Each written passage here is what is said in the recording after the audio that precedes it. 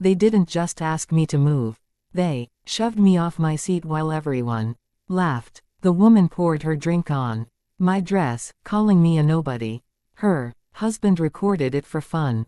I was humiliated, broken, tears streaming down my face. Then the door opened and my husband walked in. Their laughter died instantly. What happens next will give you chills. This is a story of brutal humiliation and the most satisfying revenge you'll ever witness. If you love powerful karma stories, hit subscribe right now and stay until the very end.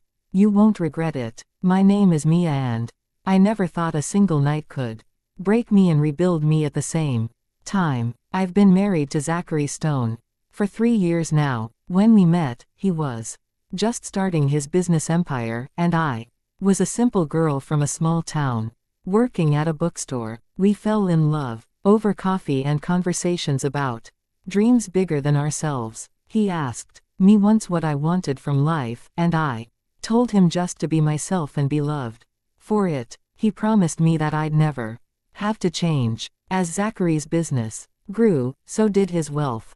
Within 2 years, he became one of the most powerful investors in the country. But we made an agreement early on. I would stay out of the spotlight. I didn't want the attention, the fake friendships, or the judgment that comes with money. I liked my simple life, my books, my quiet mornings. Zachary respected that. He kept his business world separate from our personal life. Very few people even knew he was married. That night, everything changed. Zachary was hosting a major business gala where he planned to announce a $10 million investment in one company. It was the opportunity of a lifetime for whoever won his favor. He asked me to come, said he wanted me by his side for such an important moment. I agreed even though I felt nervous about entering his world so publicly. I arrived at the venue alone because Zachary was handling some last-minute business calls. The place was breathtaking. Crystal chandeliers, marble floors, and people dressed like they'd stepped out of fashion magazines. I wore a simple white cotton dress and my mother's pearl earrings. Nothing fancy, but it meant something to me. I found a seat at a table near the front. There were no name cards, no reserved signs, so I sat down and waited for my husband. That's when they appeared. Brandon Cole and Jessica Hartley. He was wearing a designer gray suit with a gold Rolex that caught the light with every movement. She had on a bright red silk gown that probably cost more than most people's monthly rent, and she was dripping in diamonds. They walked up to my table with the kind of confidence that comes from never being told no. "Excuse me, you're in our spot," Brandon said, not even bothering to make eye contact with me. I looked around the table. There were no reserved signs anywhere. "I'm sorry, but there's no reservation cards here. There are plenty of other empty seats if you'd like." I started to say politely, but Jessica cut me off with a laugh that felt like nails on a chalkboard. "Do you even know where you are? This isn't a charity dinner, sweetheart." Her eyes scanned me from head to toe, and I could see the judgment forming. A few people at nearby tables started to notice the commotion. Some even pulled out their phones. Another man joined them. Someone Brandon called Garrett, his business partner. The three of them formed a wall of designer clothes and expensive cologne. In front of me, Garrett smirked and said, "Brandon, I think she's lost. Maybe she thought this was the community center." The laughter started then, not from everyone, but enough people that my cheeks burned with embarrassment. I stood up trying to avoid confrontation. "I'll just move to another table. It's not a problem." Too late for manners. "Now, sweetheart," Jessica said, her voice loud enough for half the room to hear. Then, before I could step away, she shoved me hard. I stumbled backward, my purse falling from my hands. The contents spilled across the floor. My phone, wallet, and a few photos of Zachary and me scattered like fallen leaves. Brandon actually kicked one of the photos aside with his expensive leather shoe. "Cleaning up your trash." Good girl, he said with a cruel smile. Garrett pulled out his phone and started recording, laughing like this was the funniest thing he'd ever seen. My hands were shaking as I knelt down to gather my things. I was trying so hard not to cry, but the humiliation was crushing. Then Jessica did something I'll never forget. She accidentally spilled her entire glass of red wine on my white dress. The cold liquid soaked through the fabric immediately, staining everything. Oops, now you really can't sit at our table. You're a complete mess, she said with mock concern. The crowd around us erupted in laughter. Some people actually clapped. A few looked uncomfortable, but nobody, not a single person, stood up to help me. I was on my knees, wine dripping from my dress, tears finally breaking free and running down my face. This was supposed to be a special night. I was supposed to be supporting my husband, and instead, I was being treated like garbage in front of hundreds of people. Then it got worse. A woman's voice called out from the crowd, "Mia, oh honey, what are you doing here?" I looked up and my heart sank. It was Natalie, my cousin. I hadn't seen her in years, not since she married into money and decided my family wasn't good enough for her anymore. For a moment, I felt hope. Family, someone who knew me. "Natalie, I didn't know you'd be here," I started to say, but she cut me off just like Jessica had. "Did you sneak in? Are you working here as a server or something?" Her voice was loud, performative, making sure everyone heard. Jessica's interest was suddenly piqued. "Wait, you actually know this woman?" she asked Natalie. My cousin smiled, and it wasn't kind. "She's my cousin from the unfortunate side of the family," Natalie announced to everyone listening. I remembered then that she hadn't come to my wedding 3 years ago. She'd called Zachary a nobody, said I was wasting my life on a man with no prospects. She had no idea how wrong she'd been. Natalie turned to Brandon and Jessica, joining their little circle of cruelty. "I'm so sorry about this. She's always been a bit opportunistic.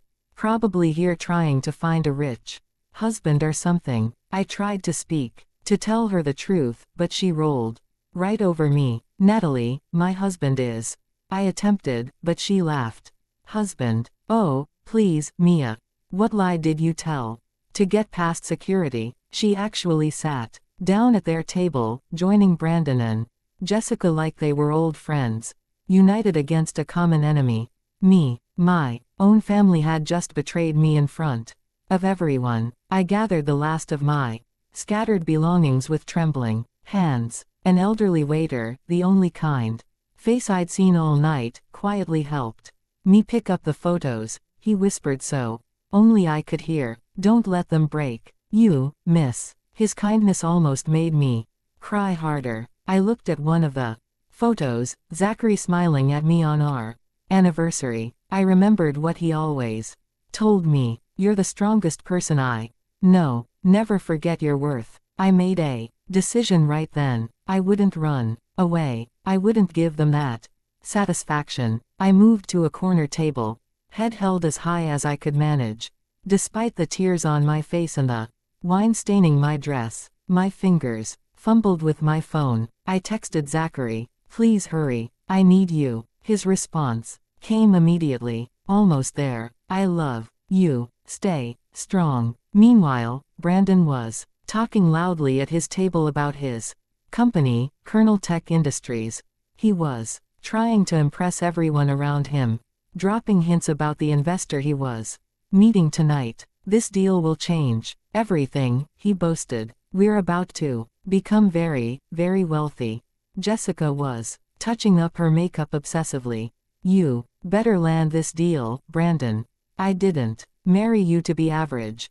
She hissed at him. There was a desperation in their voices that I recognized now, though I couldn't have known then what it meant. Garrett leaned in and said something quietly, but I heard it anyway. "If Stone doesn't invest, we're finished." Brandon's face went pale for just a second before he composed himself. Jessica's eyes went wide. "Zachary Stone The Zachary Stone is the investor. Tonight. Brandon nodded tensely. He's investing $10 million in one company. It has to be us. It has to. I watched them. From my corner. These people who just destroyed me for entertainment and realized they were about to meet my husband. The irony would have been funny if I wasn't still shaking from what they'd done. The lights dimmed suddenly. An MC walked onto the stage and the entire room went quiet. Ladies and gentlemen, the moment you've been waiting for. Please welcome our evening's guest of honor and investor, Mr. Zachary Stone. The music swelled. The main doors opened with dramatic flair, and there he was, my husband. Zachary walked in wearing a perfectly tailored midnight blue suit, his presence commanding every eye in the room. 2 assistants flanked him, but he didn't need them to project power. He had this calm, controlled energy that made everyone else seem small. The entire room stood up. Applause erupted from every corner. Brandon and Jessica practically sprinted to get closer to the front, desperate to be noticed. I watched Zachary's eyes scan the crowd with that cold business-like expression I'd seen in photos but rarely in person. He was in his element, the powerful investor everyone wanted to impress. Then his eyes found me in the corner. Everything changed. The cold mask melted. I saw concern flash across his face, then recognition as he noticed my stained dress, my tear-streaked face, my defeated posture. Then came something else, pure controlled anger. He started walking, not to the stage, not to the microphone waiting for him, but directly toward me. The crowd parted in confusion. Brandon tried to intercept him, stepping into his path with an eager smile. Mr. Stone, Brandon Cole, we spoke on the phone about Coltech Industries. Brandon extended his hand. Zachary walked past him like he didn't exist, didn't even glance his way. Brandon's hand hung in the air, his smile faltering. Zachary reached me and his voice was so soft, so different from the powerful businessman voice everyone expected. Who did this to you? I couldn't hold it together anymore. The tears came flooding back. I'm sorry. I tried to stay composed. I didn't want to embarrass you. I started, but he gently lifted my chin, so I had to look at him. You have nothing to apologize for ever. He removed his suit jacket and draped it over my shoulders. It was warm from his body heat and smelled like his cologne, like home. Then he kissed my forehead, right there in front of everyone. The room went completely silent, except for the sound of phone cameras clicking and recording. I heard Jessica's voice, small and terrified. Oh no, oh no, no, no. The realization was spreading through the room like wildfire. The woman they'd humiliated was Zachary Stone's wife. Zachary helped me to my feet, his arm protective around my shoulders. Then he turned to face the crowd, and the temperature in the room seemed to drop 10 degrees. His voice was ice. Someone want to explain this? He pointed to my stained dress, to the floor where my belongings had scattered. The elderly waiter, bless him, stepped forward. Sir, I witnessed everything. These 3, he pointed to Brandon, Jessica, and Garrett. They pushed her, mocked her, threw wine on her, and recorded it all. While the crowd laughed, Zachary's jaw clenched. I felt his arm tighten around me protectively. You 3, step forward. It wasn't a request. Brandon, Jessica, and Garrett approached like children called to the principal's office. Jessica was visibly shaking. Brandon was trying to smile to salvage something. Mr. Stone, there's been a terrible misunderstanding. Brandon started, but Zachary cut him off. You shoved my wife. You humiliated her in front of hundreds of people. You laughed while she cried. Each word was precise, controlled, but underneath was a fury that made everyone step back. Jessica gasped and actually backed away from us. Natalie suddenly stood up from her table, realization dawning on her face. Zachary, wait, you're Mia's. Zachary's cold stare in her direction silenced her. Immediately, he continued, his voice carrying to every corner of the silent room. I've spent 3 years building an empire. You want to know why? To protect her from people exactly like you. He bent down and picked up one of the scattered photos, holding it up for everyone to see. She's the reason I have everything. My motivation, my heart, and you treated her like she was nothing. Zachary turned to his assistant. Bring up the Coltech Industries file. A large screen descended behind the stage, and within seconds, Brandon's company financials were displayed for everyone to see. Numbers in red, debt, desperation. You needed $10 million or you'd file for bankruptcy in 60 days, Zachary stated calmly. Brandon's secret was now public knowledge. I was going to save your company. Past tense was. Jessica broke down right there. Please, we didn't know. She was your wife. Well, do anything. We'll apologize. Please, she begged. But Zachary wasn't finished. You filmed her humiliation for entertainment. Let me return the favor. He nodded to his assistant again. The video that Garrett had recorded, me being shoved, wine poured on me, the crowd laughing, played on the giant screen for the entire gala to witness. People gasped. Some looked away in shame. They were seeing their own cruelty reflected back at them. Every person who laughed tonight is now blacklisted from any of my future investments, Zachary announced. The gasps turned to protests, but he held up his hand for silence. Several business people in the crowd went pale, realizing they'd just destroyed their own futures for a few moments of cruel entertainment. Then Zachary turned to Natalie. You, your family, and you betrayed her worse than strangers did. Natalie tried to stammer an apology, but Zachary wasn't interested. Your husband's contract with Stone Industries. Consider it terminated. Effective immediately. Natalie collapsed into her chair, the weight of what she'd done crashing down on her.